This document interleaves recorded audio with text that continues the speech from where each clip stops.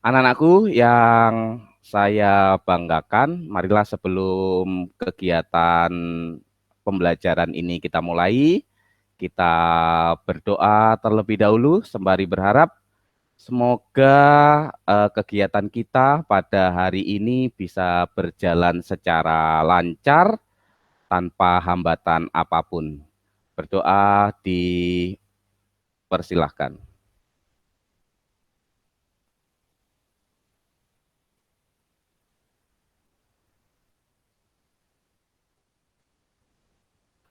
Berdoa bisa diakhiri. Terima kasih anak-anakku.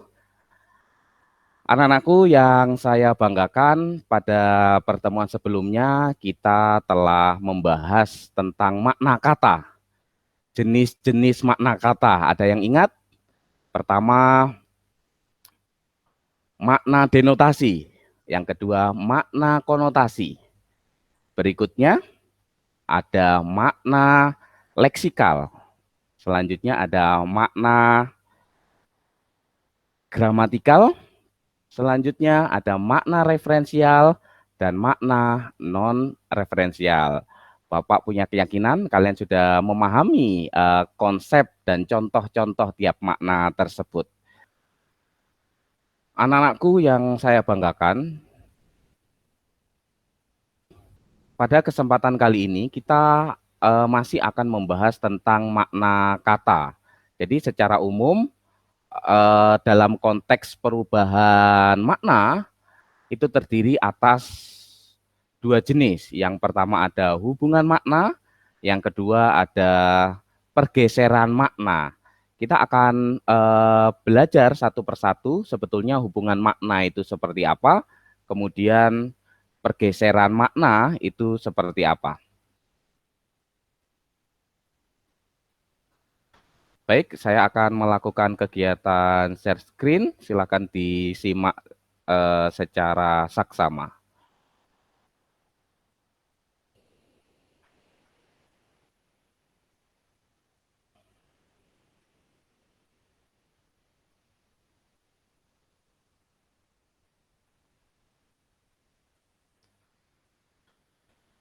Baik, untuk yang pertama kita akan membahas perubahan makna yang dapat melahirkan hubungan makna.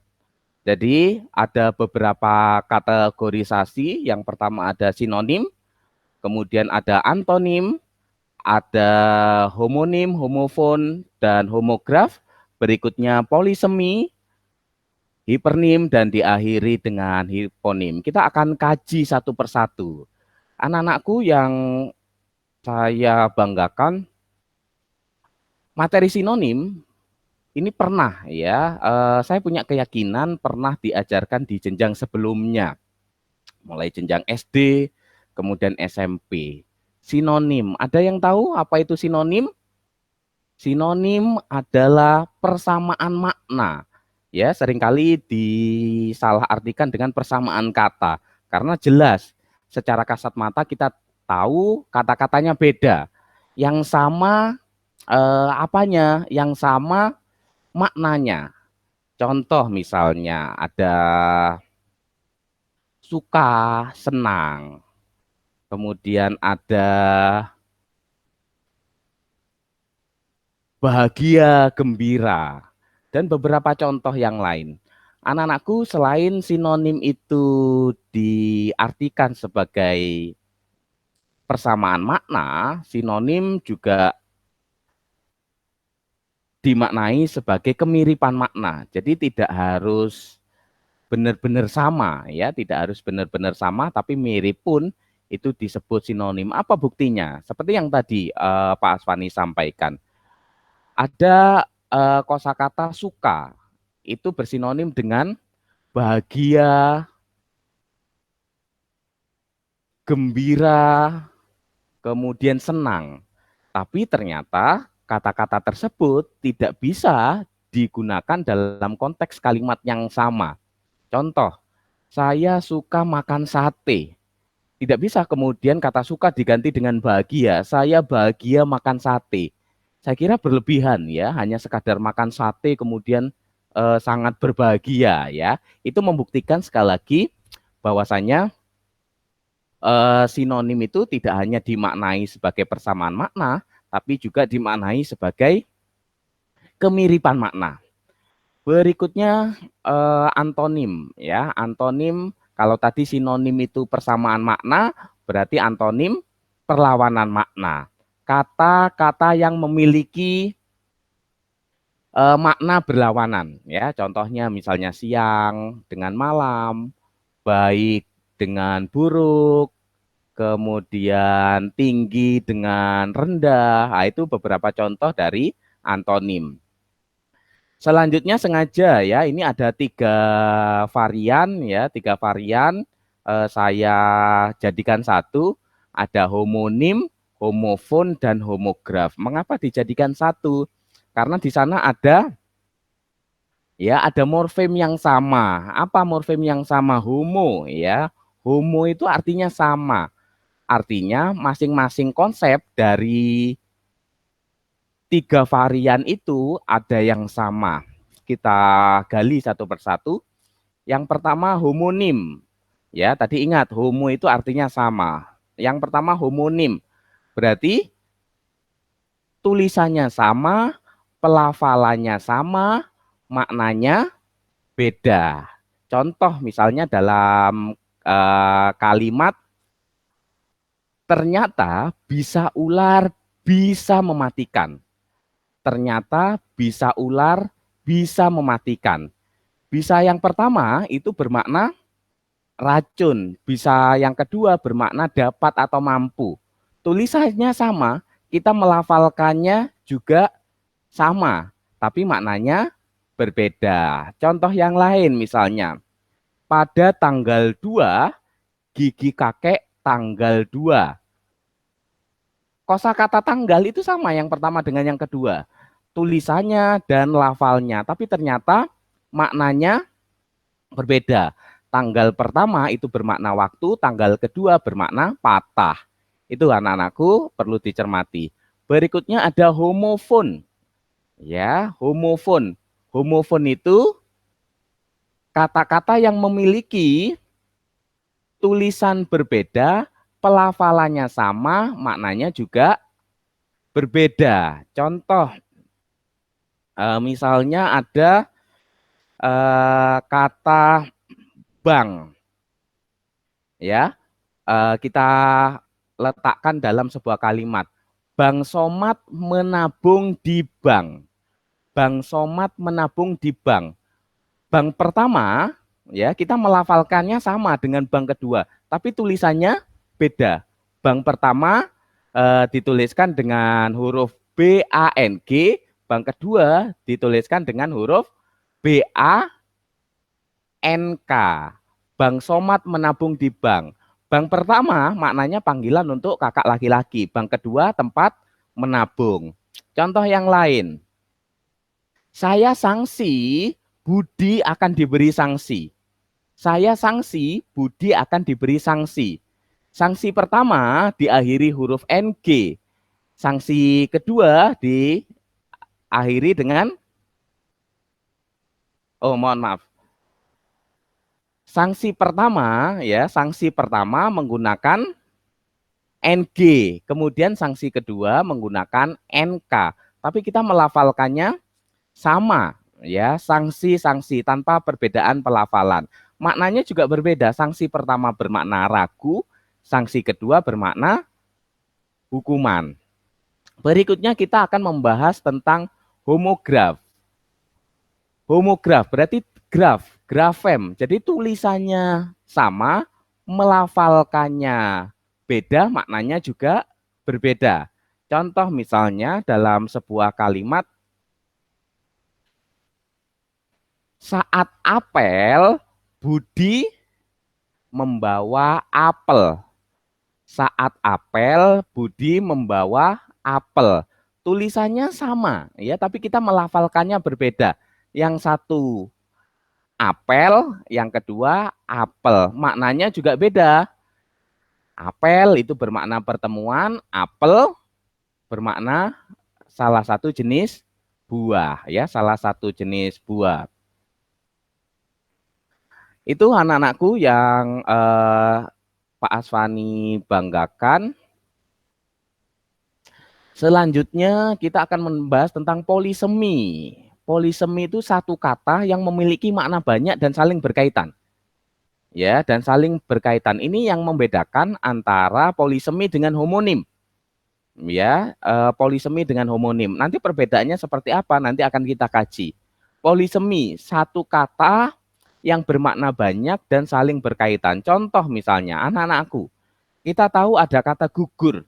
Gugur itu memiliki makna lepas. Bagaimana kemudian makna gugur ketika berada dalam kalimat yang berbeda? Contoh misalnya, pahlawan itu gugur di medan perang. Daun pohon itu berguguran. Yang ketiga, Bu Siti mengalami keguguran. Coba ini ketiga kalimat itu mengandung unsur kata gugur, tapi maknanya beda secara utuh. Tapi dalam konteks gugur itu saling berkaitan. Yang pertama, pahlawan itu gugur di medan perang. Berarti gugur di sana dimaknai sebagai lepasnya nyawa dari jasad.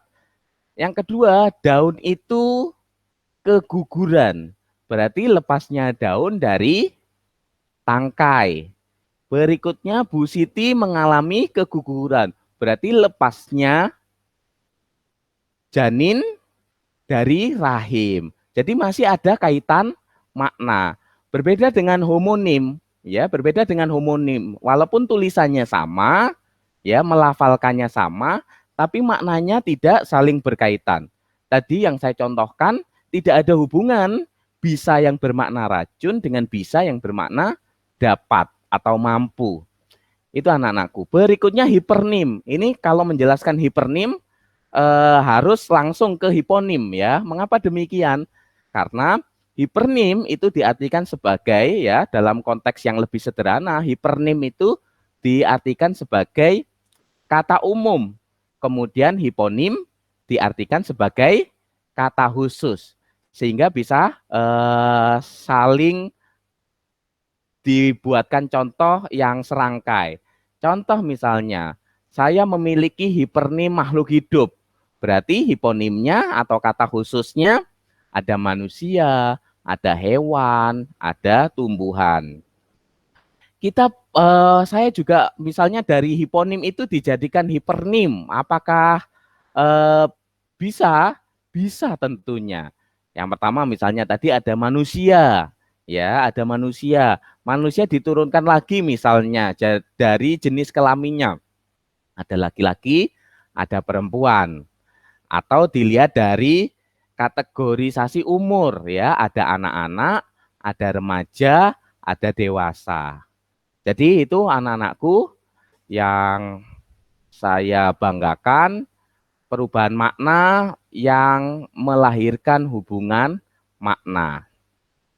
Selanjutnya kita akan belajar tentang perubahan makna yang dapat melahirkan pergeseran makna. Nah, ini jenisnya ada 6. Ada perluasan makna, kemudian ada penyempitan makna, ada ameliorasi, ada peorasi, kemudian sinestesia dan asosiasi ya. Perluasan makna atau biasa disebut dengan generalisasi. Makna sekarang lebih luas daripada makna kata asalnya. Contoh misalnya ada bapak. Makna terdahulu dari bapak itu orang tua laki-laki. Tapi sekarang meluas ya menjadi setiap orang yang kita hormati. Setiap laki-laki yang kita hormati itu kita panggil dengan sebutan bapak. Contoh bapak guru ya. Ibu juga seperti itu, mengalami perluasan makna. Berikutnya ada penyempitan makna. Makna saat ini lebih sempit ya dari makna sebelumnya. Jadi makna saat ini lebih sempit dari makna sebelumnya. Contohnya apa? Misalnya kita contohkan sarjana. Sarjana makna terdahulu adalah orang yang ahli berbagai ilmu pengetahuan. Tapi saat ini makna sarjana itu lebih khusus, lebih spesifik, ya berdasarkan jurusan tertentu. Makanya kita mengenal ada sarjana pendidikan, ada sarjana kedokteran. Itu. Contoh yang lain misalnya dari penyempitan makna, ada nama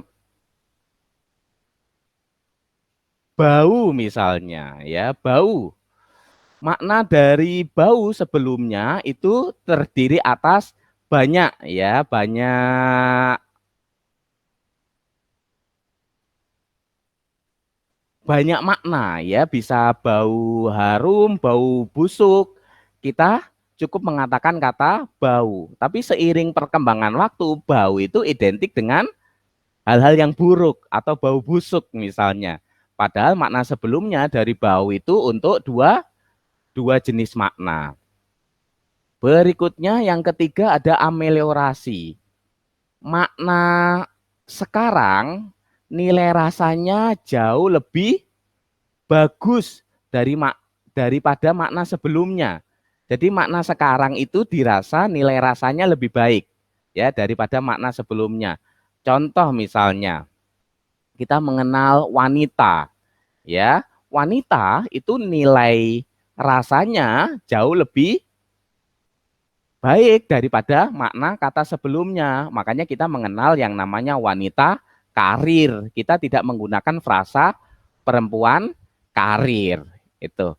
Berikutnya ada peorasi. Makna sekarang lebih buruk ya daripada makna kata asalnya atau makna kata sebelumnya. Contoh misalnya kita mengenal ada bini ya, bini.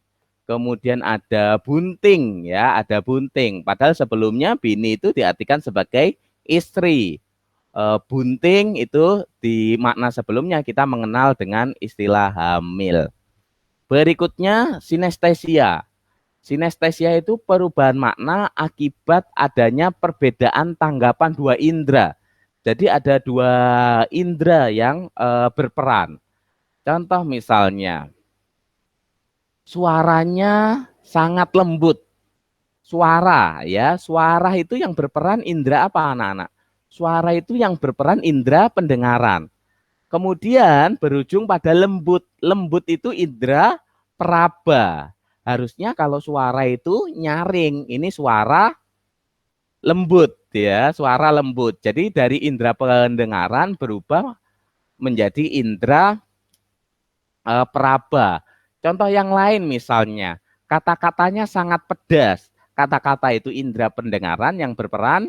Berikutnya ada pedas, itu indera peraba. Jadi ada perubahan makna. Berikutnya ada asosiasi. Jadi perubahan makna akibat adanya dua tanggapan yang berbeda. Ya, contoh misalnya ada kata catut ya, catut mungkin ada yang tahu ya, catut itu atau biasa disebut tang ya, tang, tang atau catut biasanya tang atau catut itu kita difungsikan sebagai alat untuk mencabut paku. Tapi ketika kemudian kita masukkan ke dalam sebuah kalimat, misalnya hati-hati dengan tukang catut di bioskop, ya berarti maksudnya bukan orang yang mencabut paku di bioskop, tapi orang yang suka memeras atau suka eh, meminta barang orang lain tanpa ada hak. Nah, itu maksudnya. Jadi asosiasi adalah perubahan makna akibat adanya tafsiran yang berbeda ya, tafsiran yang berbeda yang berujung kepada bahasa kiasan. Itu anak-anakku pemaparan saya yang berhubungan tentang perubahan makna. Jadi yang pertama ada hubungan makna, kemudian ada pergeseran makna. Saya sangat berharap kalian bisa memahami materi dan contoh-contoh yang saya berikan sehingga nanti ketika berujung pada kegiatan evaluasi sudah tidak terjadi permasalahan. Anak-anakku yang Pak Aswani banggakan, demikian pemaparan materi dari saya. Jangan lupa mengisi daftar hadir harian ya, daftar hadir harian juga daftar hadir mata pelajaran.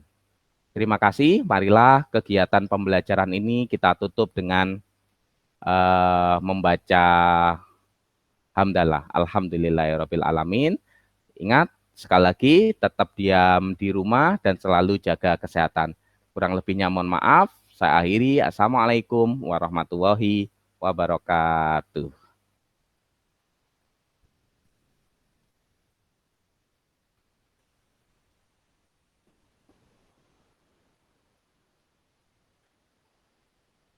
Anak-anakku yang Pak Aswani banggakan, demikianlah kegiatan penyampaian materi makna kata ya yang ditinjau atau dikaji dari perubahan maknanya. Yang pertama ada hubungan makna dan yang kedua ada pergeseran makna. Semoga mampu memberikan insentif pengetahuan baru bagi kalian sehingga kalian bisa benar-benar mendapatkan kesan yang nantinya bisa dimanfaatkan dalam proses kegiatan belajar berikutnya.